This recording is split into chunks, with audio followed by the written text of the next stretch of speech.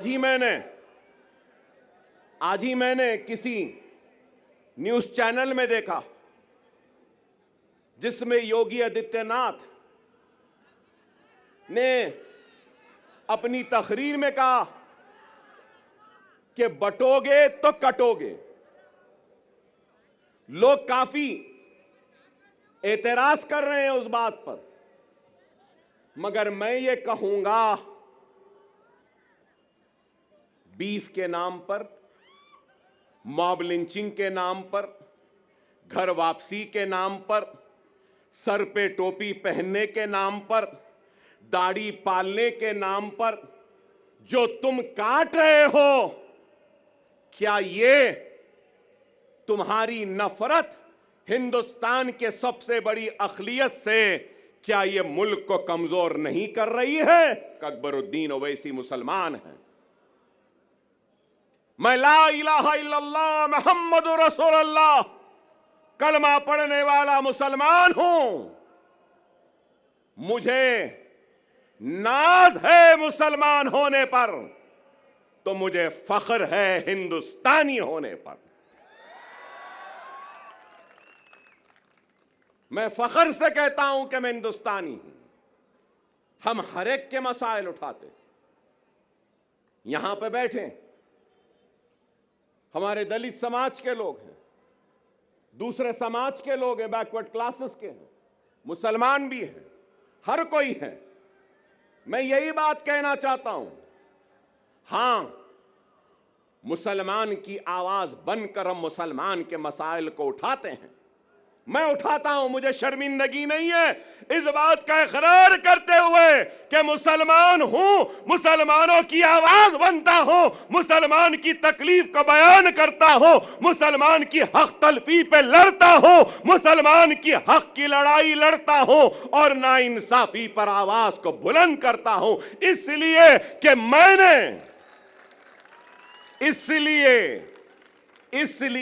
मैंने दस्तूर पर हल्फ लिया है, बहैसियत रुकने असम्बली अवामी नुमाइंदे, मेरी जिम्मेदारी है कि मैं सबसे पीछे वाले को आगे लाऊं, पिछड़े हुए को ताकत दूं, कमजोर को खुव्वत दूं और जो आखिरी में है उसको आगे बढ़ाऊं। क्या लीडर की यह जिम्मेदारी नहीं? क्या कोई ये इस बात से इनकार कर सकेगा कि हिंदुस्तान की सबसे बड़ी अक़लियत मुसलमान रोजी रोटी, कपड़ा, मकान, तालीम, खुशहाली में सबसे पीछे है?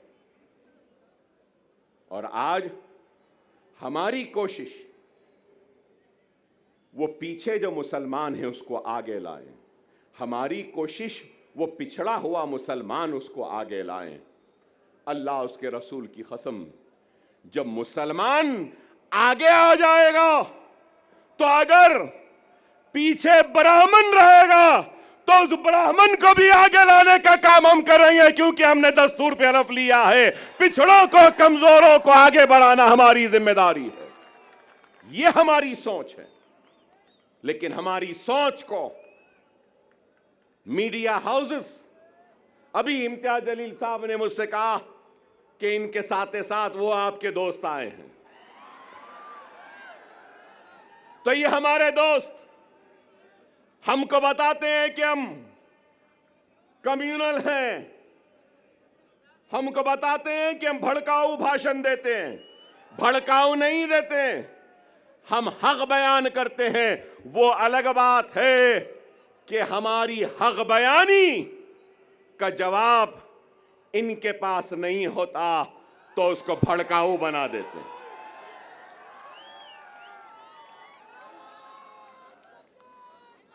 आज ही मैंने किसी न्यूज़ चैनल में देखा जिसमें योगी आदित्यनाथ ने अपनी तकरीर में कहा कि बटोगे तो कटोगे।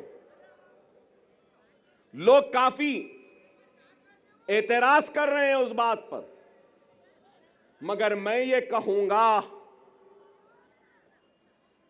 बीफ के नाम पर, मॉब लिंचिंग के नाम पर, घर वापसी के नाम पर, सर पे टोपी पहनने के नाम पर, दाढ़ी पालने के नाम पर जो तुम काट रहे हो, क्या ये तुम्हारी नफरत हिंदुस्तान के सबसे बड़ी अक़लियत से, क्या ये मुल्क को कमजोर नहीं कर रही है? इसका जवाब दो मुझे। अगर हिंदू और मुसलमान को तुम लड़ाओगे, हिंदू और मुसलमानों को नफरत कराओगे, तो क्या यह मुल्क को कमजोर करने के बराबर नहीं है? और अगर मैं कह रहा हूं, मैं अकबर ओवैसी मुसलमान, ला इलाहा इल्लल्लाह मोहम्मद रसूलुल्लाह कलमा पढ़ने वाला मुसलमान, इस मुल्क का किराएदार नहीं है। मैं कह रहा हूं, नरेंद्र मोदी, ऐ योगी, जितना तेरा हिंदुस्तान है उतना मेरा भी हिंदुस्तान है। हिंदुस्तान ना तेरी जागीर है ना मेरी जागीर है। हिंदुस्तान हिंदू, मुस्लिम, सिख, ईसाई, पारसी, हर मजहब के मानने वालों का है। मजहब भगवान अल्लाह गॉड को नहीं मानने वाले का भी है, किसी एक का नहीं है।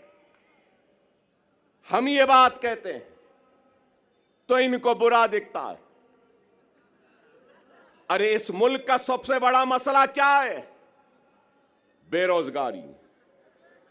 इस मुल्क का सबसे बड़ा मसला क्या है? महंगाई। इस मुल्क का सबसे बड़ा मसला क्या है? हर 2 मिनट 3 मिनट को रेप होते हैं। इस मुल्क का सबसे बड़ा मसला क्या है? ग्रेजुएट्स को नौकरियां। इस मुल्क का सबसे बड़ा मसला क्या है? मुल्क की कमजोर इकोनॉमी को मजबूत करना। इस मुल्क का सबसे बड़ा मसला क्या है? पेट्रोल, डीजल, गैस की बढ़ती हुई कीमतों को नीचे लाना। इस मुल्क का सबसे बड़ा मसला क्या है? रुपये की गिरती हुई कदर को ऊंचा करना। आप बताओ, क्या बेरोजगारी को दूर करने कुछ हो रहा है? महंगाई को दूर करने कुछ हो रहा है? क्या बेघर लोगों को घर देने के लिए कुछ हो रहा है? कुछ नहीं हो रहा है। सिर्फ इस मुल्क को मजहब के नाम पर बांटने की बात कर रहे हैं। योगी की तकरीर को मैंने सुना, बटोगे तो कटोगे कहां? उसके बाद कहा कि जात पात की सियासत।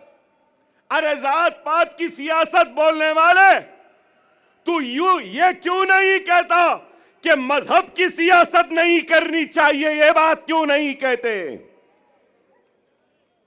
ये तो मजहब की सियासत करेंगे, नफरत के बीज को बोते जाएंगे, असल मसाइल से तवज्जो हटाते रहेंगे। अगर कुछ है तो तलाक सलासा। अरे तलाक सलासा मसला नहीं है, हर मिनट में होने वाला एक रेप, यह हिंदुस्तान का सबसे बड़ा मसला है। एक औरत रात के अंधेरे में घूम नहीं सकती, खेतों में उसकी इज्जत और इस्मत को लुटेरे लूट रहे हैं, यह मसला है। अरे इस पे बात करो, इस पे कुछ करो। नहीं, मुसलमान ऐसा, मुसलमान के इतने बीवी, मुसलमान ऐसा करा, मुसलमान वैसा करा। अरे आप बताओ, तलाक सलासा हो गया, CAA NRC, CAA NRC. Parliament में थे इम्तियाज जलील साहब, हर मसले पर। अरे आप बताओ, आज मैं यहां खड़े होकर कह रहा हूं, जिम्मेदारी के साथ कह रहा हूं, मजलिस इत्तेहाद अल मुस्लिमीन के एक जिम्मेदार लीडर की हैसियत से कह रहा हूं और ये ऐलान कर रहा हूं कि मराठा समाज के लिए जो रिजर्वेशन की तहरीक चला रहे हैं उनके लीडर, मैं उनसे कहूंगा हमारा पूरा साथ आपके साथ है, हमारा पूरा ताउन आपके साथ है, हम पूरी कोशिश करेंगे। मगर उसके साथ ही साथ मैं ये भी कहूंगा, इत्तेहाद होता है ना, तो इत्तेहाद बैनुल मजलूमीन होना चाहिए। इत्तेहाद बैनुल मजलूमीन होना चाहिए। हिंदुस्तान में जुल्म का शिकार अगर कोई है तो वो मुसलमान है। हिंदुस्तान में जुल्म का शिकार अगर कोई है तो वो दलित है।